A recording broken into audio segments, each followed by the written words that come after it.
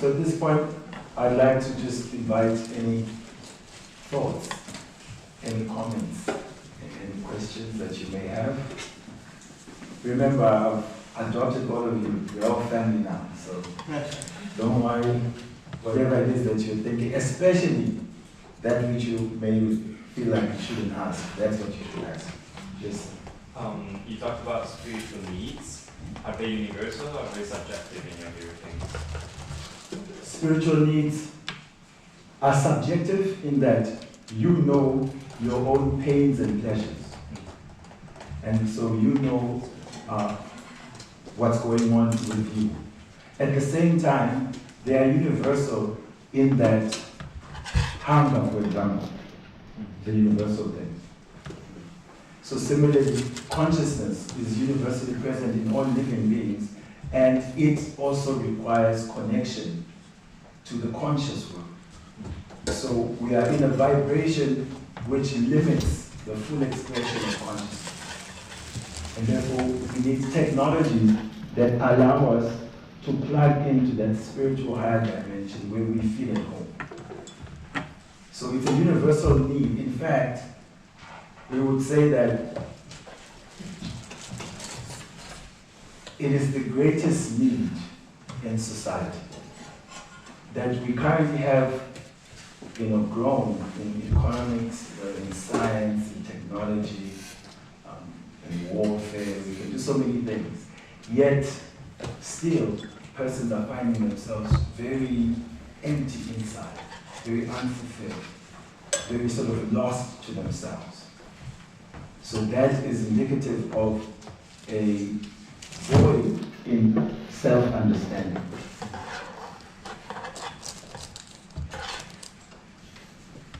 Is it okay? Yeah. Okay. Yes.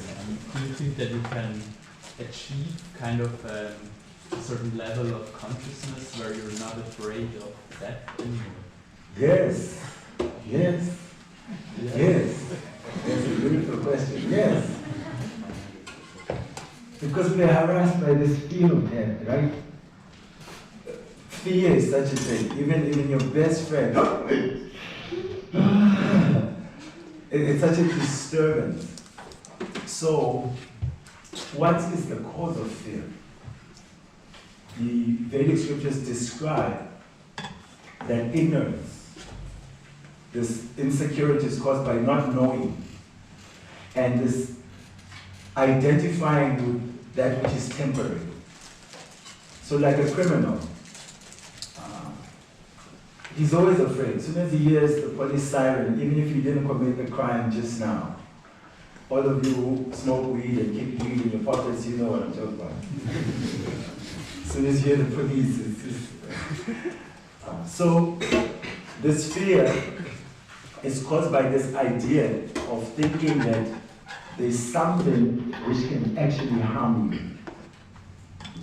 So knowledge and enlightenment brings us to a place where, just like when the sun comes up, all the darkness goes away. You can see everything where it belongs. So the light of knowledge, the spiritual awakening, it removes the darkness of uncertainty, insecurity, and actually the idea that I can be harmed. So by practice of spiritual life, one actually becomes fearless. It's called abhay. One becomes fearless. Because one can also see others for what they are, can see themselves, and can understand the nature of this world. So you have to enter the laboratory and take up some practices and verify it for yourself. Otherwise, it just like, sounds good, Mr. Monk, but And that's fair. You have to have that doubt, but how do you cut the doubt? You have to yourself take up some proper practice and see how that is affecting you in the area of fear. But thank you for that one. Yes. Why should a man like you be fearful? Right? Of all of you. Anything from anybody? You said like our desire to like not die comes from, because our spirit comes from an eternal spirit, right? Would you say our individual, personal spirit comes from like one universal spirit, or is it, are there like individual eternal spirits that are in us, or where does our personality come from? Very beautiful question, thank you. Yeah. So all of us are individual beings, and our source is described that Chaitanas Chaitananam. There is one supreme eternal, from whom all other supreme conscious other beings are coming from. But his eternal nature nam, Chaitana Chaitananas. He is maintaining all other eternals. So the example will be this: the ocean, very vast body of water. If you want to understand that ocean, you can take a drop. If you analyze that drop, then its chemical composition and all that information that comes there will let you understand the ocean. So we are like that drop of the ocean of consciousness. The Supreme Eternal knows everything, is unlimited in his awareness, in his potency. We are limited in our understanding. Therefore, we are aware of few things. Our creative power is also limited. So, in potency, there's a supreme conscious being, and the numerous ones are minute in their potency. So, it is that the Supreme expands himself into many varieties to experience relationship. So we are part and parcel of the Supreme, yet we are all endowed with our individual consciousness. This creates a situation where the individuals can relate to the Supreme Being voluntarily with their unique features and desires that create, say, this gentleman here. If he had a relationship with all of you, that means there's different juices of happiness, flavors of happiness that come from this friend, that friend, this one and that one. So the Supreme Being is the source of all consciousness, but all individuals have their own individual consciousness.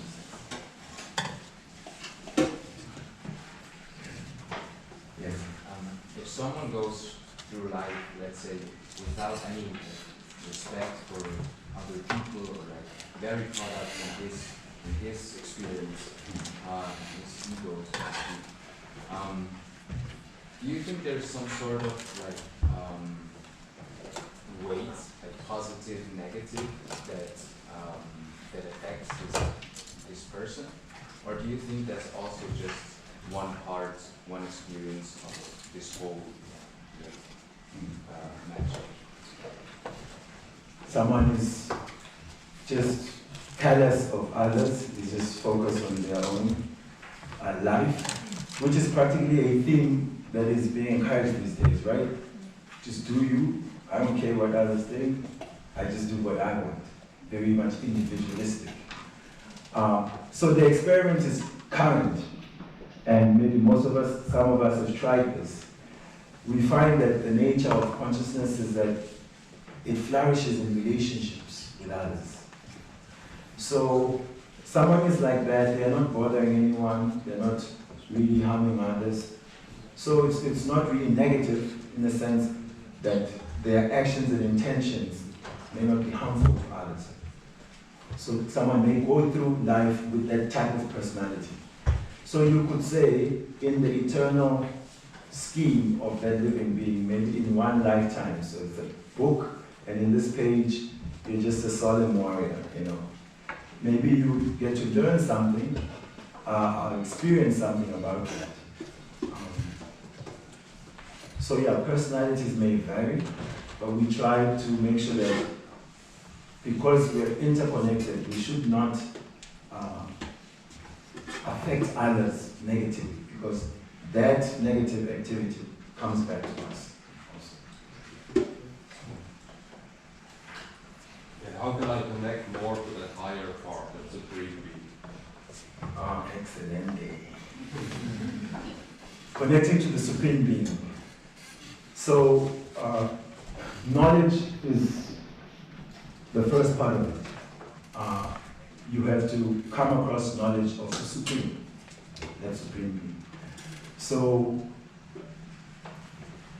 many cultures, many traditions have some conception of a Supreme Being. And they have scriptures and texts that discuss that Supreme Being. In the Krishna Bhakti tradition that I'm in, we would say get in touch with some of the monks that come here, the guys that help you. Get Bhagavad Gita as it is. Why I recommend Bhagavad Gita as it is that that Supreme Being is speaking in that book to this particular prince. And in many of the texts, it is explaining, who he is, how he interacts with this world, how he interacts with living beings, what is the universe, what are the problems, how can we overcome them. In this way, we're interested in the mind of the Supreme. Like, what does he want with us? Does he want anything with us? So that information will help you to see if you actually want to connect more. Like any relationship, there must be some communication. So he is communicating and we are hearing, and then we are able to reciprocate. So you could say he's giving us the theories of how to have a successful, happy life. And then we have to take those theories, apply them to see if it matches the results that is promised there. I've been doing personally this mantra meditation, Hare Krishna Maha Mantra meditation, and it's given me, if there's one thing I would say I have, is this opportunity to always switch from just this dimension to the spiritual connection. Because by mantra, simply by hearing that sound, the spiritual sound, it immediately brings me to, like the fish is back in water, so the vibration of home. So I would say, actually, you can start there. You can start with that. I can share that with you after. And then make the experiment. See, after 2 weeks, a month, if you find a connection and clarity. Yeah? Okay, yeah, thanks. So the more you do these practices and you get a glimpse of spirituality, or let's say the higher dimension, and you kind of wake up or you feel like it, then we all go to university and we have these facts and these theories, but you also see the absolute different sides of spirituality. But you also know that kind of, if you want to have an influence nowadays, you have to have like some sort of university qualification. But you also have these really powerful ideas. How would you connect these two things that are so totally opposite to try to make a difference? Very important question. Yes. The reality we face in student life is the demands, and there's different industries which require you to be of a certain aptitude to compete and to make an impact. And so now there's this concept of spiritual cultivation, which seems like just a subjective personal thing. You can't show the world, just see how much my spirituality is really helping me. How do we marry the two? In one sense, some people may be like salvationists for my own happiness, for my own liberation. Others are more like activists. They want to move things at scale in the world, So you need to marry these two, the activist and the salvationist, meaning the person who is supposed to impact the world is still yourself, himself, herself. And so we want to bring a healthy contributor to the world, someone who's informed by a broader perspective. And so when more people are seeing themselves, seeing others, seeing the world from a spiritual paradigm, what they innovate in the world is infused with this understanding. See, when one is just blind with materialism, then they prioritize profits, even when the data shows them the implications of harming people are at a huge scale. Still, we manufacture warheads, you know? At some point, someone has to shoot the nuclear weapon. And this is made by brilliant, intelligent people. But when the paradigm is from the spiritual, then the mood is very much different. It's compassionate, it's inclusive, it is trying to uplift, especially those who are voiceless, who have no means. Therefore, in the ancient world, the criteria for leaders was who has become evolved spiritually, who can be like the custodian, the father of the nation, in that sense. So, you may not see at scale how it impacts, but when you change, when I change, something has changed in the world. So, shouldn't be discouraged, but you will see also that you will be bringing a different perspective to your work, and you contribute actually in a very positive way. What does this all mean for society? What kind of society should we build? Yeah, the big questions there. What does it mean for society? One radical friend of mine, one radical friend of mine, he said, sometimes I feel like I should just get a Kalashnikov and just get rid of the entire cabinet. And I was saying, that is not really the most positive. It may seem like that. These old guys and the way they're thinking, they're building a future, we don't want to be part of that. Gun them down. But that's not the way. The way is that we need to create a wisdom culture.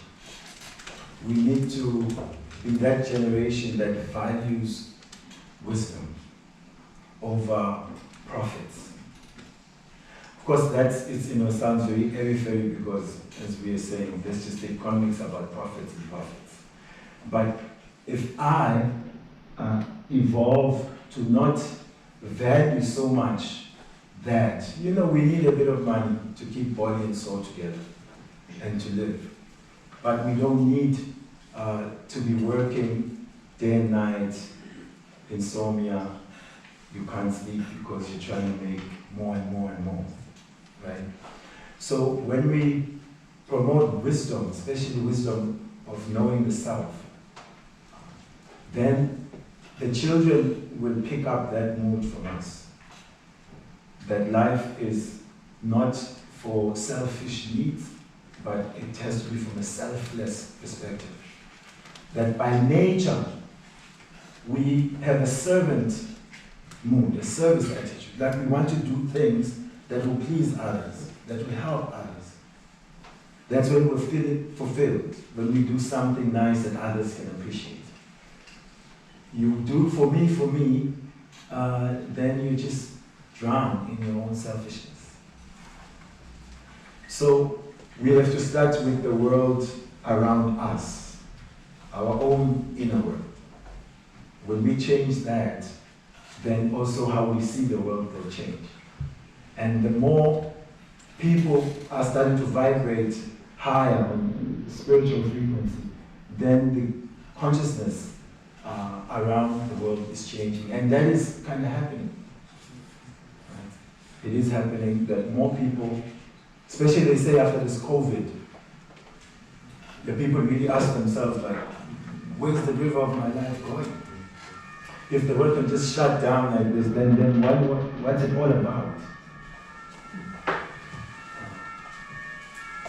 So, a wisdom culture, and which starts with personal responsibility.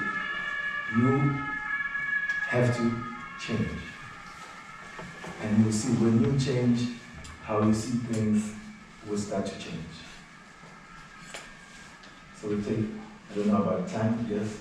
Do you think there can be a balance between selfless and selfish, or does it have to be one or the other?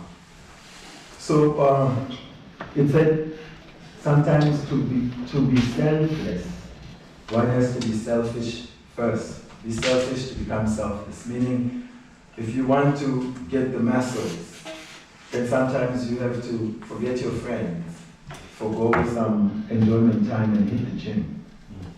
So your friends may think you're so selfish, man. You're just only about your gym life. But then maybe later, once you have your muscles, I don't know where you want to serve with them, but maybe you can be a beautiful beast on earth. So, in one sense, is that when we look at then the balance of it, is that 1 foot here, 1 foot there. Ultimately, the type of balance we want is that we want to be on the boat of selflessness. Because how long can you move with 2 feet on 2 boats? Sooner or later, you fall into the water. So, I mean, I was told like that by my mother. You're so selfish. I can't believe you. How can you just decide that you're going to be a monk, you know? I raised you, you're supposed to be a doctor and do this and that, and you're just going to chant Hare Krishna and do your own thing. And now when I speak to my mother, she's like, oh, God was very kind to you, you know? The life that you showed was so nice, you know? And I pray for you all the time, you should do it well. And so at some point, our selfishness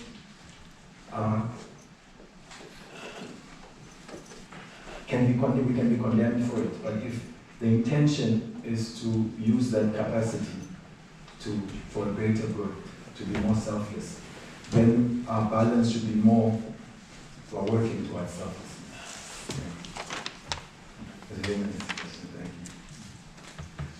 Okay. Oh, yeah.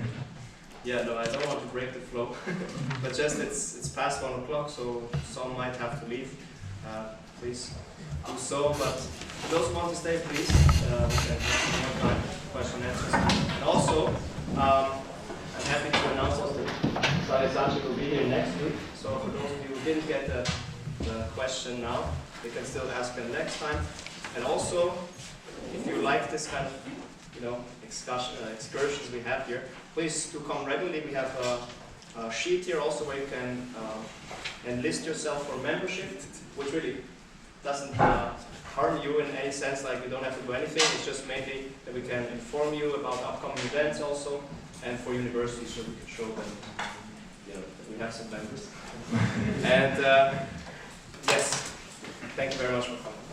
So please.